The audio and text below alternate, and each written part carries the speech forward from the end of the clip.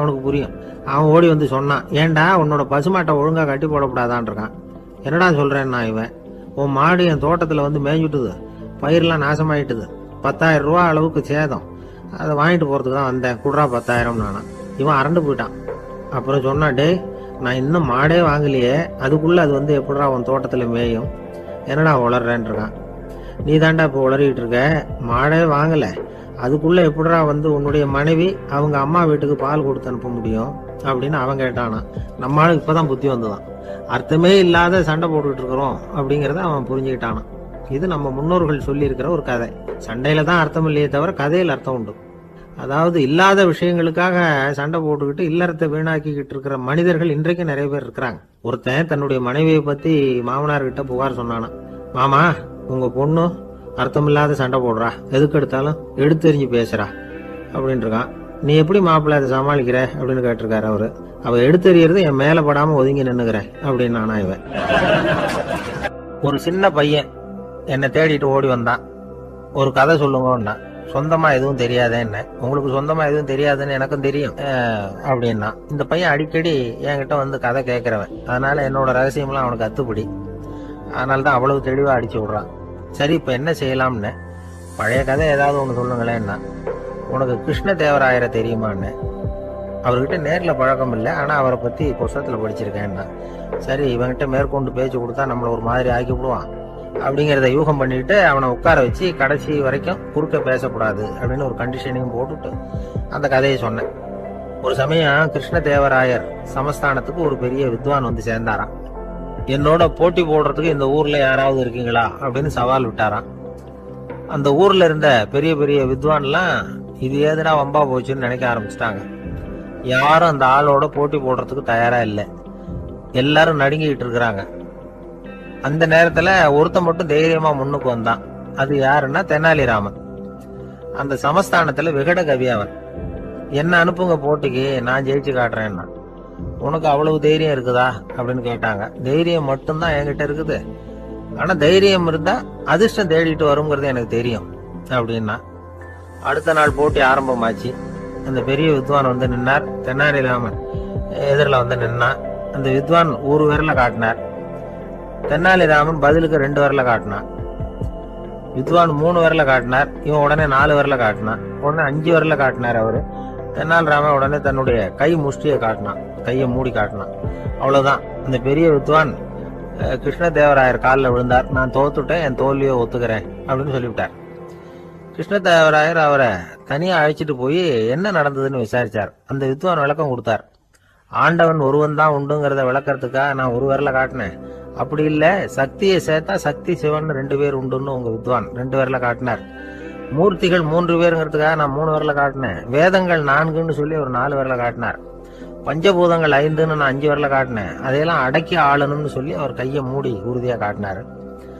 அடடா, உங்க வித்வானுக்கு எப்பேற்பட்ட அறிவு, அவர் தான் ஜெயிச்சார், நான் தோத்துட்டேன் அப்படின்னார் அவர். அப்படி சொல்லிவிட்டு அவர் போயிட்டார். அதுக்கப்புறம் தெனாலிராமனை கூப்பிட்டு என்னப்பா நடந்தது அப்படின்னு கேட்டாராம். அதுக்கு தெனாலிராமன் விளக்கம் கொடுத்துருக்கிறான். அவன் முதல்ல என்ன கொன்னுடுவேன்னு அந்த வித்வான் ஒரு விரல காட்டினான்.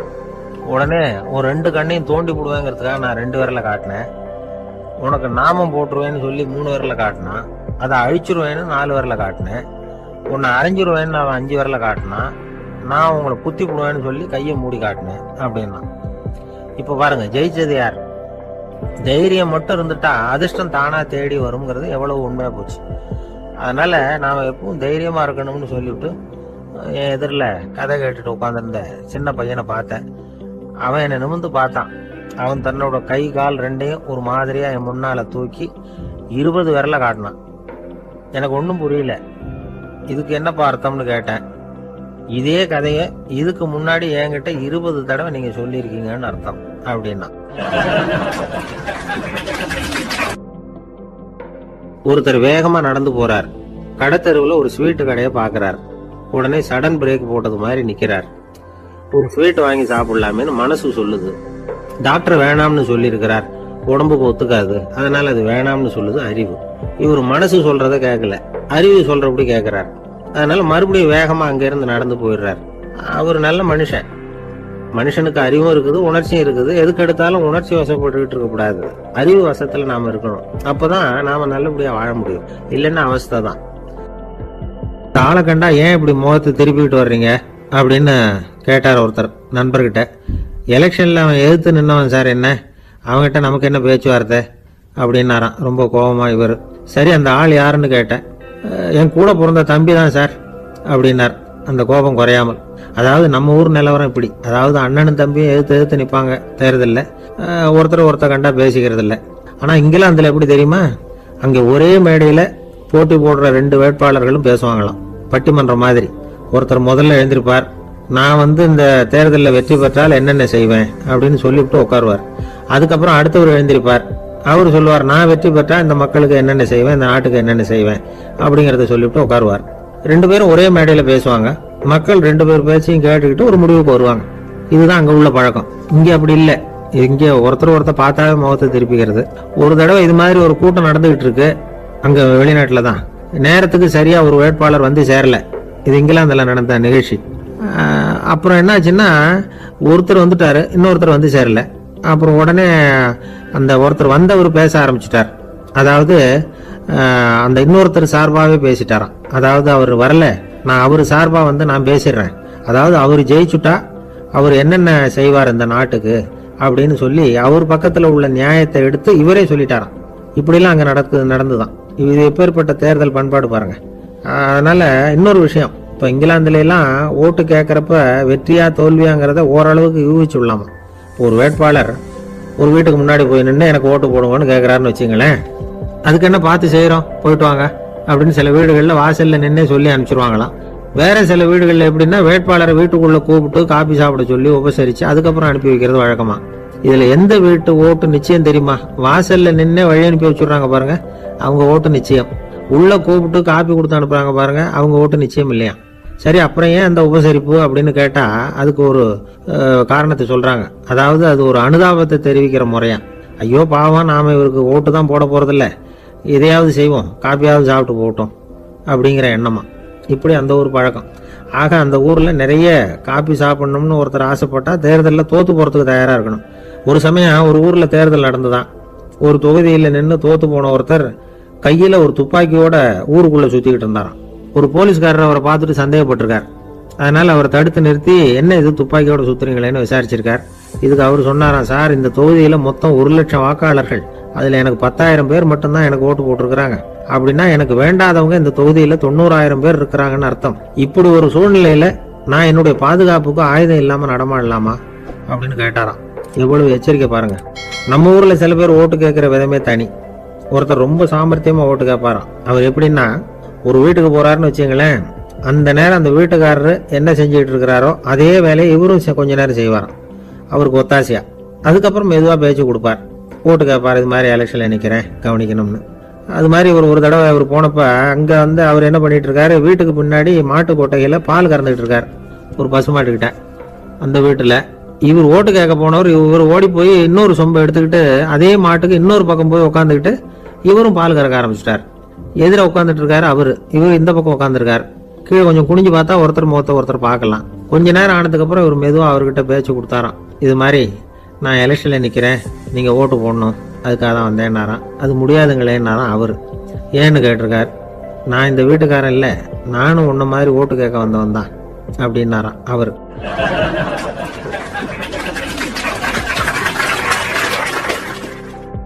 ஒரு நாள் ராமர் அரசவையில உட்கார்ந்துருக்கிறார். ராமராஜ்யம் நடந்துகிட்டு இருந்த நேரம். அந்த சமயத்துல ஒரு நாய் அரச சபைக்கு வந்துதான். அது தலையில அடிபட்டு ரத்தம். அந்த கோலத்துல அது அங்க வந்தது. எல்லாரும் ஆச்சரியமா அதை பார்த்தாங்க. ராமரும் அந்த நாயை பார்த்தார்.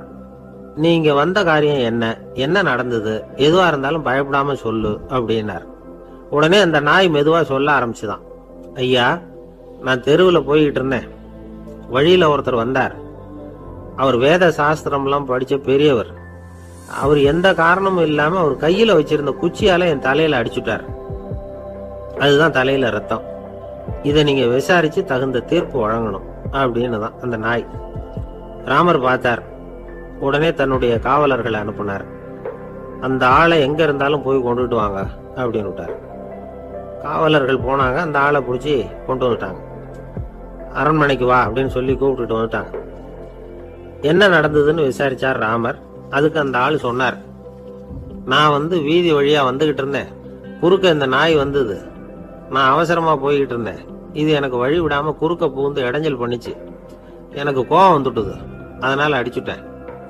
வேத சாஸ்திரம் படிச்ச நான் என் வசம் இழந்து கோபப்பட்டது பெரிய தப்பு தான், அதை நான் ஒத்துக்கிறேன், குற்றத்தை ஒப்புக்கொள்றேன், எனக்கு என்ன தண்டனை கொடுக்கணுமோ அதை கொடுங்க, ஏத்துக்கிறேன் அப்படின்னு விட்டார்.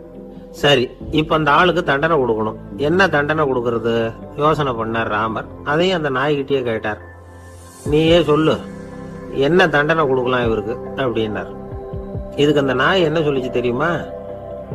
இவரை ஏதாவது ஒரு கோயிலுக்கு தர்மகர்த்தாவா நியமனம் பண்ணி விடுங்க, அதுதான் இவருக்கு சரியான தண்டனை அப்படின்னு.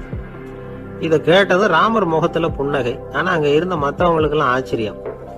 அது எப்படி தப்பு செஞ்சவங்களுக்கு தண்டனை கொடுக்கறது தானே நியாயம், அதை விட்டுட்டு தர்மகர்த்தா பதவியை கொடுக்க சொல்லுது இந்த நாய் அப்படிங்கிற ஆச்சரியம். இந்த சந்தேகத்தை அந்த நாய்கிட்டயே கேட்டாங்க அங்க இருந்தவங்க. இதுக்கு அந்த நாய் பதில் சொல்லிச்சான், நான் வந்து போன பிறவியில ஒரு கோயிலுக்கு தர்மகர்த்தாவா இருந்தேன், எவ்வளவோ கவனமா எச்சரிக்கையா தான் என்னுடைய கடமைகளை எல்லாம் செஞ்சுக்கிட்டு வந்தேன். அப்படி இருந்தாலும் சில சமயங்கள்ல என்னையும் மீறி கோயில் செல்வத்தை நான் அனுபவிக்கிறதுக்கு காரணம் ஆயிட்டேன். ஒரு கோவிலுக்கு தர்மகர்த்தாவா இருக்கிறவங்க எப்படியும் இந்த பாவத்திலிருந்து தப்பிக்கிறது கஷ்டம். அதனாலதான் நான் இந்த பிறவியில நாயா பிறந்து இப்படி கஷ்டப்படுறேன். இதே நிலைமை இந்த ஆளுக்கும் ஏற்படணும் அப்படிங்கிறதுக்காக தான் அவரையும் ஒரு கோயிலுக்கு தர்மகர்த்தாவா நியமிக்கும்படி கேட்டுக்கிட்டேன் அப்படின்னு தான் இந்த நாய். இதுல இருந்து என்ன தெரியுது? எந்த பதவியில நாம இருந்தாலும் நமக்கு தெரியாம கூட அதை தவறா உபயோகப்படுத்த கூடாதுங்கிறத இதுல இருந்து புரிஞ்சுக்கணும். இல்லைன்னா அடுத்த பிறவியில நாயா பிறந்து எங்கேயாவது போய் வாழை ஆட்டிட்டு நிக்க வேண்டியதுதான். கோவில் வாசல்ல 2 நாய் பேசிக்கிட்டு இருந்துதான், போன ஜென்மத்துல நான் மனுஷனாதான் இருந்தேன், ஒரு கோவில் பூசாரி பேச்சை கேட்டுட்டு அவரோட கூட்டு சேர்ந்துக்கிட்டு ஆண்டவன் போட்டிருந்த நகையெல்லாம் அபகரிச்சு என்கிட்ட கொடுத்தாரு அவரு.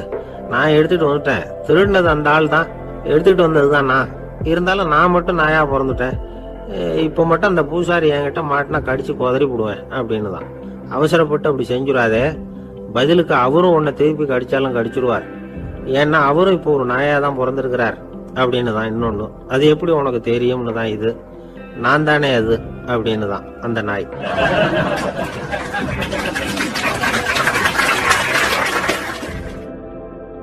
ஒரு சிகை அலங்கார கூடம், ரொம்ப சுறுசுறுப்பா எல்லாரும் வேலை செஞ்சுட்டு இருக்கிறாங்க. முடிவெட்டிக்க வந்திருக்கிறவங்க நிறைய பேர், எல்லாரும் வரிசையா உட்காந்துருக்கிறாங்க. அந்த சமயத்துல திடீர்னு கதவை திறந்துக்கிட்டு ஒருத்தர் உள்ள வர்றார். அவர் ஒரு பெரிய மனிதர், அவரும் முடிவெட்டிக்கிறதுக்காக தான் உள்ள வந்திருக்கிறார். அவரை பார்த்த உடனே அங்க வரிசையில உட்காந்துருந்தவங்க எல்லாரும் எழுந்திரிச்சு அவர்கிட்ட வந்துட்டாங்க. அவரை சுத்தி நின்றுட்டாங்க. எப்படி இருக்கிறீங்க, நல்லா இருக்கீங்களா அப்படின்னு விசாரிக்க ஆரம்பிச்சுட்டாங்க. எல்லாம் முடிஞ்சதும் வந்தவர் கேட்டார், வரிசையில கடைசியா இருக்கிறவர் யார் அப்படின்னு கேட்டார். ஏன்னு கேட்டாங்க. நான் அதுக்கு அடுத்தபடியா உட்காரணும், அதுக்காக தான் கேட்கறேன் அப்படின்னார். உடனே அங்க இருந்தவங்க எல்லாம் என்ன சொன்னாங்க தெரியுமா? நீங்க வந்து வரிசையில காத்திருக்க கூடாது, நீங்க அரசாங்கத்தின் தலைவர், உங்களுக்கு நேரம் முக்கியம், அதனால நீங்க முன்னாடி போங்க அப்படின்னு சொன்னாங்க. ஆனா அதை அவர் கேட்கல. தோழர்களே, உங்களுடைய கருத்துக்கு ரொம்ப நன்றி, எல்லாரும் வரிசையா தான் வரணும், அதுதான் முறை, வரிசையில வரணுங்கிற நடைமுறையை நானும் பின்பற்ற விரும்புறேன், நாம எல்லாரும் சமமானவர்கள் அப்படின்னார். இப்படி சொல்லிவிட்டு வரிசையில கடைசியா இருந்த ஒரு நாற்காலியில போய் உட்காந்துக்கிட்டார். தன் சட்டை பையில இருந்த ஒரு செய்தித்தாளை எடுத்தார், படிக்க ஆரம்பிச்சிட்டார். ஆனா அங்க இருந்தவங்களால இதை வந்து பாத்துக்கிட்டு சும்மா இருக்க முடியல. ஒருத்தர் எழுந்திருச்சு வந்தார். ஐயா, இப்ப என்னுடைய முறை வந்திருக்குது, நான் தான் போக வேண்டிய முறை, உங்களை இங்க காத்திருக்க வைக்கிறத விட ஒரு 5 ஆண்டுகளுக்கு கூட நான் வந்து முடிவெட்டிக்காமே இருந்துட முடியும் அப்படின்னார். அவர் மறுபடியும் சொன்னார், ஐயா, நீங்க வந்து வரிசை முறையை தாண்டி போக விருப்பப்படல, சரி, ஆனா என்னுடைய முறையை வந்து மாத்தி கொடுக்கறதுக்கு எனக்கு வந்து முழு உரிமை இருக்குது, இதுக்கு பதிலா உங்களுடைய கடைசி இடத்தை நான் எடுத்துக்கிறேன், இதை நீங்க மறுக்க முடியாதுன்னார். அங்க இருந்த மத்தவங்களும் இதை ஒரு மனசா வற்புறுத்த ஆரம்பிச்சுட்டாங்க. அந்த பெரிய மனிதர் பார்த்தார், சரின்னு கடைசியா ஒத்துக்கிட்டார். அவர் யார் தெரியுமா? அவர் தான் மாவீரர் லெனின். ரஷ்யாவில் கிரெம்ளின் சிகை அலங்கார கூடத்துல தான் இது நடந்தது. எல்லாரும் இந்நாட்டு மன்னர்கள்னு வாயளவுல பேசுறதுல என்ன பிரயோஜனம்? நாம எல்லாரும் சமம்ங்கிறத நடைமுறையில கடைபிடிச்சு காட்டினவங்க கொஞ்சம் பேர் தான். அவங்கள ஒருத்தர் தான் லெனின். வரிசையில நின்று வர்றதுங்கிறது ஒரு சிறந்த பண்பு, உயர்ந்த பண்பு. இன்னைக்கு பல இடங்கள்ல அது நமக்கு தேவைப்படுது. ஒரு ரேஷன் கடை வாசல், கடை திறக்கிறதுக்கு முன்னாடியே எல்லாரும் வந்து வரிசையில நின்றுட்டாங்க. கடைசியா வந்த ஒருத்தர் கியூல முன்னாடி போறதுக்கு முயற்சி பண்றாரு. ஏற்கனவே நின்றுட்டு இருக்கிறவங்க அவரை முன்னாடி போறதுக்கு விட மாட்டேங்கிறாங்க. கடைசியா போய் நில்லையா அப்படின்னு எல்லாரும் கத்துறாங்க. அதான் அவர் காதுல வாங்கல. முண்டி அடிச்சுக்கிட்டு முன்னாடி 2 பேர் சுவாரஸ்யமா பேசிக்கிட்டு இருக்கிறப்போ குறுக்க புகுந்து தொந்தரவு பண்றதுக்குன்னே சில பேர் இருப்பாங்க. அது ரொம்ப இடைஞ்சலா இருக்கும். இதே மாதிரி மின்காந்தம் கூட குறுக்க புகுந்து தொந்தரவு பண்ணும். கடைசியில் அது ஒரு பெரிய இடைஞ்சல கொண்டாந்து விட்டுரும். சில வீடுகள்ல கேபிள் கனெக்ஷன் இல்லாம சில தனியார் டிவி காட்சிகள் தெரியும். அதுக்கு என்ன காரணம்னா இந்த மின்காந்த குறுக்கீடு தான் காரணம். இதைத்தான் சுருக்கமா இஎம்ஐ அப்படின்னு சொல்றாங்க. அதாவது எலக்ட்ரோ மேக்னெட்டிக் இன்டர்ஃபியரன்ஸ். இது ஏற்படக்கூடிய இடங்கள் எது எதுன்னு எடுத்துக்கிட்டா அது ஒரு பெரிய பட்டியலாவே போயிடும். இந்த இஎம்ஐ தொந்தரவு வந்து கேபிள் டிவியில மட்டும்தான் இல்லை, ராக்கெட் ஏவுதளத்தில் உள்ள ரேடார்கள், அங்க உள்ள சில சக்தி வாய்ந்த தொலைத்தொடர்பு சாதனங்கள், விமான தளங்கள்ல உள்ள ரேடார்கள், கப்பல் தளங்கள்ல பொருத்தப்பட்டிருக்கக்கூடிய சக்தி வாய்ந்த ஆண்டனாக்கள், இப்படி நிறைய சொல்லலாம். காவல் நிலையங்கள்ல பயன்படுத்தப்படுகிற வயர்லெஸ் தொடர்பு சாதனங்கள் கூட ஓரளவுக்கு இந்த மின்காந்த அலைகளை வந்து வெளியிடும். நம்ம வீட்டில் உட்காந்துக்கிட்டு ரேடியோ கேட்டுக்கிட்டு இருப்போம் அல்லது டிவி பார்த்துக்கிட்டு இருப்போம். அந்த சமயத்தில் பக்கத்து தெருவில் ஒரு மோட்டார் சைக்கிள் அல்லது காரு, குறிப்பாக பெட்ரோல் இன்ஜின், அது போகிறப்ப அதில் உள்ள மின்காந்த மின்கலத்தில் வந்து அதாவது மேக்னெட்டோ பேட்டரியிலிருந்து வெளிப்படுகிற மின்காந்த அலை இங்கே வந்து டிவியிலையும் ரேடியோவிலையும் கரகரப்பு உண்டு பண்ணும். சரி, இது வந்து பெருசா என்ன இடைஞ்சல உண்டு பண்ணிட போகுது அப்படின்னு நாம அலட்சியமா நினைக்கலாம். வயசானவங்களுக்கு மறதி நோயின்னு ஒன்று வரும்ல, அல்சமீர், அதாவது மூளையில உள்ள செல்கள் வந்து செயலிழந்து போயிடுறது. அது செய்ய வேண்டிய வேலையை மறந்துடும். மனைவியே எதிரில் வந்து நின்னா கூட உன்னை எங்கேயோ பார்த்தது மாதிரி தெரியுதே அப்படின்னு சொல்லிட்டு இருப்பாங்க. அப்படி ஒரு மறதி. இந்த விசித்திரமான நோய்க்கு இதுவரைக்கும் மருந்தே இல்லைன்னு வேற சொல்றாங்க. இந்த மைக்ரோ ஓவன் அப்படின்னு சொல்லக்கூடிய சமையல் அடுப்புகள் கூட மின்காந்த அலைகளை வந்து வெளியிடுது. சமயத்துல சில தொழிற்சாலைகள்ல கூட பெரிய விபத்துக்களை இந்த இஎம்ஐ உண்டு பண்ணிவிடும். இதை பத்தி தீவிரமா சிந்திக்க ஆரம்பிச்சதே ஒரு விபத்துக்கு பிறகுதான். அமெரிக்காவுக்கும் வியட்நாமுக்கும் இடையில போர் நடந்ததே. அந்த சமயம் அமெரிக்காவுக்கு சொந்தமான விமானம் தாங்கிய கப்பல் ஒன்று வியட்நாமை தாக்கிறதுக்கு தயாரா ஏவுகணைகளோட கடல்ல நிறுத்தி வைக்கப்பட்டிருந்தது. தற்செயலா அந்த பகுதியில கப்பல் தொலைத்தொடர்பு பகுதிக்கு அருகில ஊடுருவி அந்த சக்தி வாய்ந்த ரேடியோ அலைகள் ஏவுகணையில இருந்த மின்னணு சர்க்கியூட்டை பூர்த்தி செஞ்சு வச்சுட்டுது. அவ்வளவுதான், ஏவுகணை அங்கேயே வெடிச்சு செதறி போச்சு. 130 பேர் அந்த இடத்துலயே உடல் கருகி செத்து போட்டாங்க. ஏகப்பட்ட பொருள்கள் நாசம். இந்த விபத்துக்கான காரணம் என்னங்கிறத உடனடியா யாராலையும் கண்டுபிடிக்க முடியல.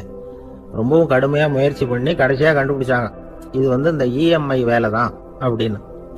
மின்னணு தொலைபேசிகள் இருக்கு, இதுல பேசும்பொழுது நம்ம காதை வந்து அதாவது செவியை வந்து ஊடுருவக்கூடிய மின்காந்த அலையானது மூளைக்கு போய் அங்க மூளை கட்டிகளை உருவாக்க ஊக்கம் கொடுக்குது அப்படின்னு வேற கண்டுபிடிச்சிருக்கிறாங்க. இந்த இஎம்ஐ ரொம்ப குறைஞ்ச மின்காந்த அழுத்தத்துல நமக்கு எந்த பாதிப்பையும் ஏற்படுத்துறது இல்லை. மின்காந்த அலைகள் அழுத்தத்தோட இருக்கிற இடங்கள்ல ரொம்ப நேரம் இருந்தோம்னா நம்ம உடம்பின் வெப்பநிலை 2 டிகிரி செல்சியஸ் வரைக்கும் அதிகரிக்குதாம். அதனால வெப்பநிலையை வந்து சீராக்கிறதுக்கு இதய துடிப்பும் வந்து அதிகரிக்குது. இப்படிலாம் கண்டுபிடிச்சிருக்கிறாங்க. இப்பெல்லாம் இந்த மின்காந்த குறுக்கீடுகளை தடுக்கிறது எப்படி அப்படின்னு விஞ்ஞானிகள் யோசனை செய்ய ஆரம்பிச்சிருக்கிறாங்க. இந்த விஷயத்துல அலட்சியமா இருந்தோம்னா எதிர்காலத்துல நிறைய பேருக்கு இந்த ஞாபக மறதி நோய் வந்துடும். அப்புறம் அது ரொம்ப கஷ்டமா போடும். ஒரு குடும்ப தலைவர் தன் மனைவியை பார்த்து, யார் நீ, உன்னை எங்கேயோ பார்த்தது மாதிரி இருக்குது அப்படின்னு சொல்லிட்டு இருந்தார். உடனடியா அவரை போய் பார்த்தேன். வாங்க டாக்டர்கிட்ட போகலாம் அப்படின்னு. அவரு என்னை தனியா அழைச்சிட்டு போய் காதோட காதா மெதுவா சொல்றார், இதை பார்ப்பா, என் கையில பணம் இல்லாத போகலாம், அப்படி மறதி நோய் வந்துட்டது மாதிரி நடிச்சுக்கிட்டு இருப்பேன், அவ்வளவுதான், அதை நீ கண்டுக்காத அப்படின்னார். காத்திருக்கிறதுலேயே நம்ம காலம் ஓடி போயிடுது. ஏன்னா இன்னைக்கு நாம சிந்திக்கிறது நாளைக்கு நாம சிந்திக்கிறது இல்லை. ஒவ்வொரு நாளும் ஒவ்வொரு மாதிரி போயிடுது. நாளைக்கு மறுநாளை பத்தியே சிந்திக்கிறோம். இப்படியே அது பாட்டுக்கு போயிடும். கரையை தொட்டு பார்க்கறது எப்போ, இதுதான் கேள்வி. நமக்கு வேண்டியப்பட்ட ஒருத்தர் ஒரு ரயில்வே பிளாட்ஃபாரத்தில் நின்றுட்டு இருக்கிறார். அங்க இருக்கிறவங்க கிட்ட கேட்கிறாராம், விசாரிக்கிறாரு, எங்க கிழக்க போற ரயில் போயிட்டுதுங்களான்னாராம். போயிட்டுதுன்னு இருக்கிறாங்க. கொஞ்ச நேரம் கழிச்சு எங்க மேற்க போற ரயில் போயிட்டுதுங்களான்னு கேட்டிருக்காரு. போயிட்டுதுங்களான் இருக்காங்க. அப்புறம் கொஞ்ச நேரம் கழிச்சு மறுபடியும் எங்க 10:30 மணி வண்டி போயிட்டுதான்னு கேட்டிருக்காரு. தொடர்ந்து காலையிலேருந்து சாயந்தரம் வரைக்கும் இப்படி ஒரே இடத்துல நின்றுட்டு கேட்டுக்கிட்டே இருக்கிறார். இதை பார்த்துக்கிட்டு இருந்த ஒருத்தர் அவர்கிட்ட வந்து, ஏங்க நீங்கள் எங்கே போகணும் அப்படின்னு கேட்டாராம். இவர் மெதுவாக சொன்னாராம், இந்த ரயில்வே லைனை தாண்டி அந்த பக்கம் போகணும் அப்படின்னாராம். நம்பிக்கை இல்லைன்னா இந்த உலகத்தில் நாம் வந்து நடமாடவே முடியாது. அவநம்பிக்கையோடு இருந்துகிட்டு இருந்தா என்னைக்கும் அவஸ்தை தான். நாம் நம்புறது நடக்குதோ இல்லையோ அது வேற விஷயம். ஆனால் எதையும் நம்பி தான் நாம் அடி வைக்க வேண்டியிருக்கு. வேற ஒன்றும் வேணாம், ஒரு லாட்ரி சீட்டு வாங்குறோம், அது எங்கே நமக்கு விழப்போகுது அப்படிங்கிற அவநம்பிக்கையோடவா வாங்குறோம்? பரிசு நமக்கு தான் அப்படிங்கிற நம்பிக்கை உள்ளூர இருக்கிறதுனால தான் அதை வாங்குறோம். இருந்தாலும் முடிவு வேற மாதிரி ஆயிடுது. அதுக்காக மனசு சோர்ந்து போறதில்ல, அடுத்த மாசமும் சீட்டு வாங்குறோம். இந்த நம்பிக்கை தான் மனித வாழ்க்கைக்கு ஆதாரம். ஒரு கடையில் போய் டீ சாப்பிட்றீங்க, அந்த டீ நல்ல டீ தானா, அதில் விஷம் கலந்துருக்குமா அப்படிங்கிற சந்தேகம் வந்துட்டுதுன்னு வச்சுங்க. அதுக்கப்புறம் அதை எப்படி நீங்கள் சாப்பிட முடியும்? நம்பி தான் சாப்பிட்ணும். ரயில் ஒழுங்காக போய் சேருங்கிற நம்பிக்கை இருக்கிறதுனால தான் அதில் ஏறி உட்காடுறோம். லெட்டர் ஒழுங்காக போய் சேருங்கிற நம்பிக்கை இருக்கிறதுனால தான் பெட்டியில் போடுறோம். சரி, நம்ம கதையெல்லாம் நம்மளோட இருக்கட்டும். மனித நம்பிக்கை வந்து எந்த அளவுக்கு உறுதியாகவும் அறிவுபூர்வமாகவும் இருக்கணுங்கிறதுக்கு அலெக்சாண்டர் வாழ்க்கையில் நடந்த ஒரு சம்பவத்தை உதாரணமாக சொல்லலாம். இந்த உலகத்தையே ஜெயிக்கணும்னு புறப்பட்டார் அலெக்சாண்டர். ஒரு கட்டத்தில் அவர் சிட்னஸ் நதி கரைக்கு வந்து சேர்ந்தார். அந்த சமயத்தில் அவருக்கு கடுமையான நோய் வந்துட்டுது. அவர் கூடவே வந்திருந்த கிரேக்க வைத்தியர்கள் என்னென்னமோ முயற்சியெல்லாம் பண்ணி பார்த்தாங்க.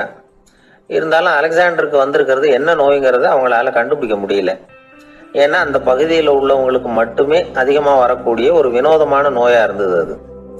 ஆனால் அவர் இருக்கிற இடம் எதிரியோட இடம், பாரசீக மன்னனோட ஆளுகைக்கு உட்பட்ட இடம்.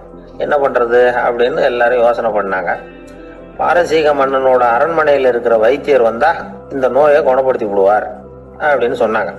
இருந்தாலும் எதிரியோட நாட்டில் இருக்கிற வைத்தியரை கூப்பிட்டு எப்படி நம்பி வைத்தியம் பார்க்க சொல்றது அப்படின்னு சொல்லி எல்லாரும் தயங்கினாங்க. ஆனால் அலெக்சாண்டர் தயங்கலை. பரவாயில்ல, அழைச்சிட்டு வாங்கன்னு விட்டார். உடனே அவரை போய் அழைச்சிட்டு வந்துட்டாங்க. அவர் வந்தார், அலெக்சாண்டர் உடம்பை பரிசோதனை பண்ணி பார்த்தார். சரி, இதை வந்து குணப்படுத்தி விடலாம், பயப்பட வேண்டியதில்லை. ஆனால் இதுக்கு ஒரு மூலிகை ரசம் தயார் பண்ணி கொடுக்கணும். நான் போய் அதை தயார் பண்ணிட்டு 2 நாளில் திரும்பி வந்துடுறேன் அப்படின்னு சொல்லிவிட்டு போனார் அந்த வைத்தியர். அதே மாதிரி 2 நாளில் திரும்பி வந்தார் மூலிகை ரசத்தோட. இதுக்கு இடையில அலெக்சாண்டரோட தளபதிகளில் ஒருத்தர் ரகசியமாக ஒரு எச்சரிக்கை கடிதம் கொடுத்து அனுப்பியிருக்கிறான். அதை வாங்கி என்ன விஷயம்னு பார்த்தார். இப்போ உங்ககிட்ட வந்திருக்கிற எதிரி நாட்டு வைத்தியரை நம்பாதீங்க, அவன் கொண்டுகிட்டு வந்திருக்கிற மூலிகை ரசத்தில் விஷம் கலந்துருக்குது அப்படின்னு அதில் எழுதியிருக்கு. அதை பார்த்தார் அலெக்சாண்டர். இருந்தாலும் கொஞ்சம் கூட அலட்டிக்கல. வைத்தியர் கொடுத்த மருந்தை வாங்கி கடகடன்னு குடிச்சுட்டு அதுக்கப்புறம் அந்த கடிதத்தில் இருந்த விஷயத்தை அந்த வைத்தியர்கிட்ட சொன்னார். வைத்தியர் தகைச்சு போயிட்டார். தன் மேல அலெக்சாண்டர் வச்சிருக்கிற நம்பிக்கையை பார்த்து அவருக்கு ரொம்ப வியப்பு. வைத்தியர் வந்து உண்மையிலேயே நல்ல மருந்து தான் கொண்டுட்டு வந்து கொடுத்துருக்கிறார், அதுல விஷம்லாம் எதுவும் கலக்கல. அதுக்கப்புறம் அலெக்சாண்டர் அந்த வைத்தியரை பார்த்து சொன்னாராம், நம்பிக்கைங்கிற அச்சாணியை ஆதாரமா வச்சுக்கிட்டு தான் இந்த உலகம் சுத்திக்கிட்டு இருக்குது. எனக்கு எதிரியா இருந்தாலும் பாரசீக மன்னர் வந்து ரொம்ப பெரியவர். அப்பேற்பட்ட மன்னருடைய அரண்மனை வைத்தியர் தொழில் நேர்மை இல்லாதவரா இருக்க மாட்டார். அப்படி இருந்தா அவரை வந்து அரண்மனை வைத்தியரா வச்சிருக்கவே மாட்டாங்க அப்படின்னு நம்பினேன். என்னுடைய நம்பிக்கை வீண் போகல அப்படின்னாராம். இதுதான் மானுட நம்பிக்கைங்கிறது. இந்த காலத்திலயும் இது மாதிரி இந்த மானுட நம்பிக்கையை ரொம்பவும் சாமர்த்தியமா கையாளுகிற கெட்டிக்காரங்க சில பேர் இருக்கிறாங்க. இந்த காலத்து குரு, அவருக்கு ஒரு சிஷ்யன். குரு முன்னாடி அந்த சிஷ்யன் ரொம்ப பணிவா நின்று, குருவே உங்க கையால விஷத்தை கொடுத்தாலும் அதை வாங்கி மடமடன்னு குடிச்சிருவேன் அப்படின்னா. உன்னுடைய குரு பக்தியை மெச்சினேன் அப்படின்னார் குரு. அதுக்கு அந்த சிஷ்யன், அப்படி இல்லை குருவே, உங்ககிட்ட சிஷ்யனா இருக்கிறத விட உங்க கையால விஷத்தை வாங்கி குடிச்சு விடுறது ரொம்ப நல்லது, அதனாலதான் அப்படி சொன்னேன் அப்படின்னா.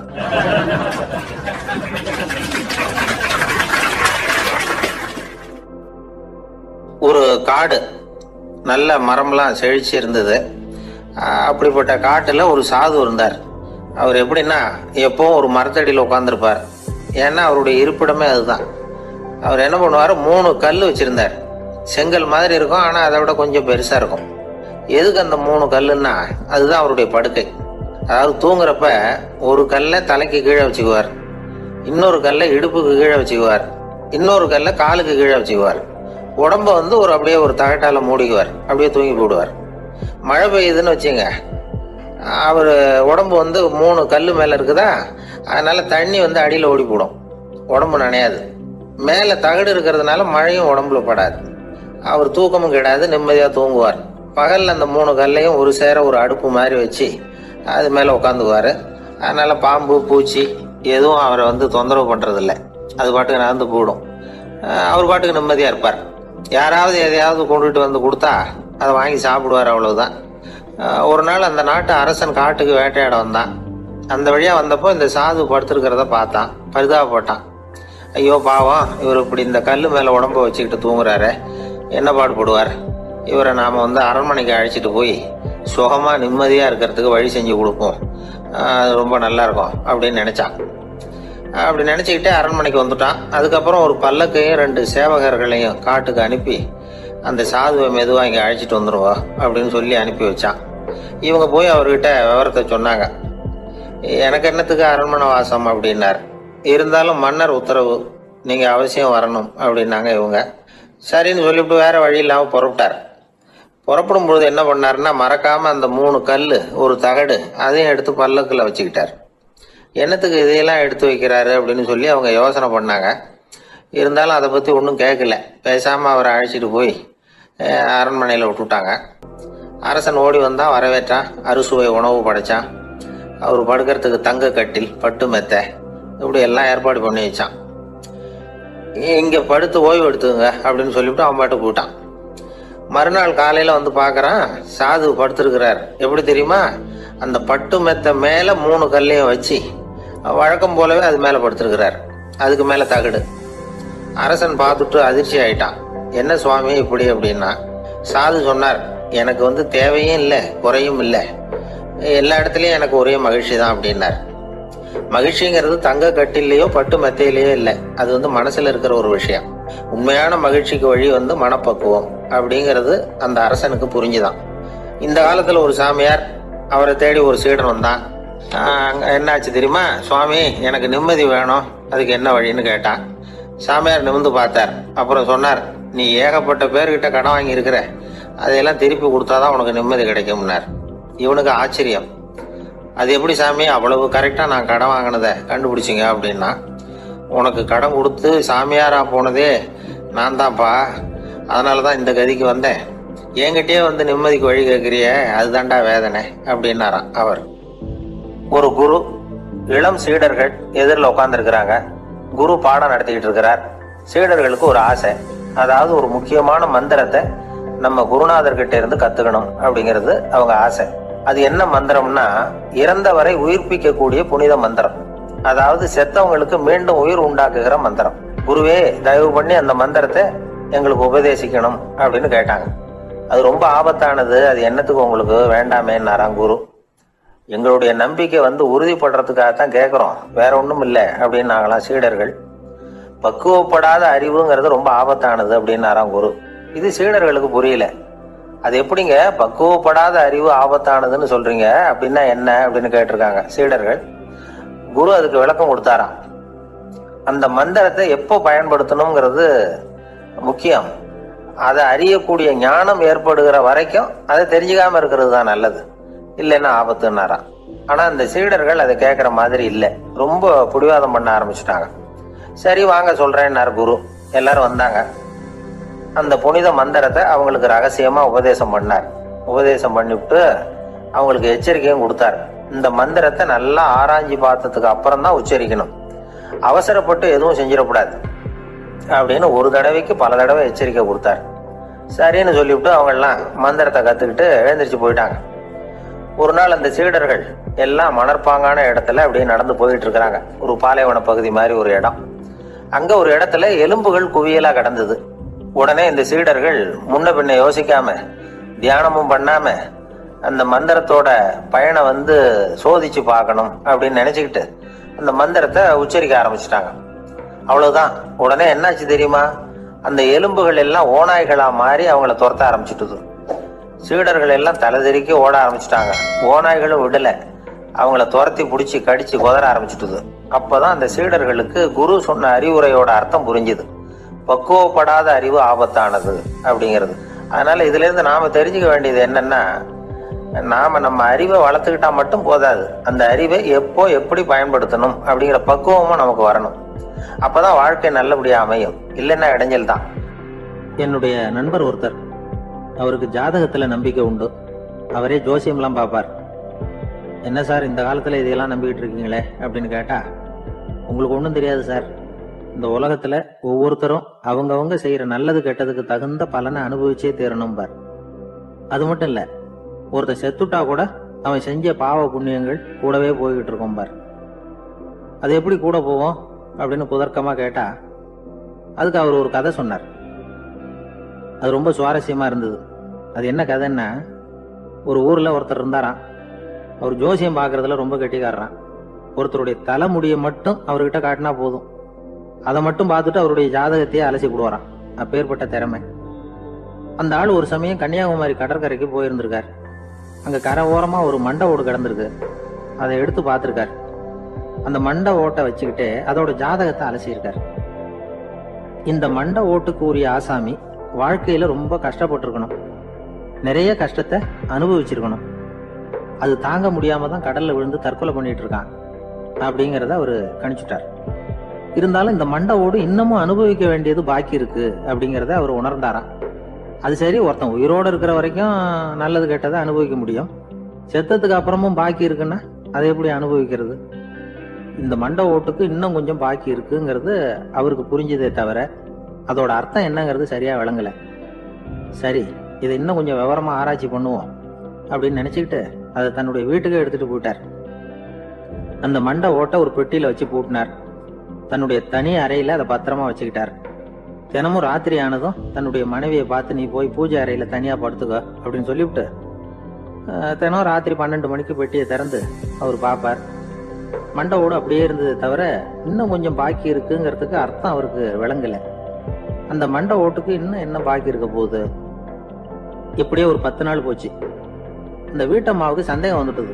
நம்ம வீட்டுக்காரரு நம்மளை தனியா ஏன் தூங்க சொல்றார் அப்படிங்கிற சந்தேகம். உடனே பக்கத்து வீட்டு அம்மா கிட்ட விஷயத்த சொல்லியிருக்கிறாங்க.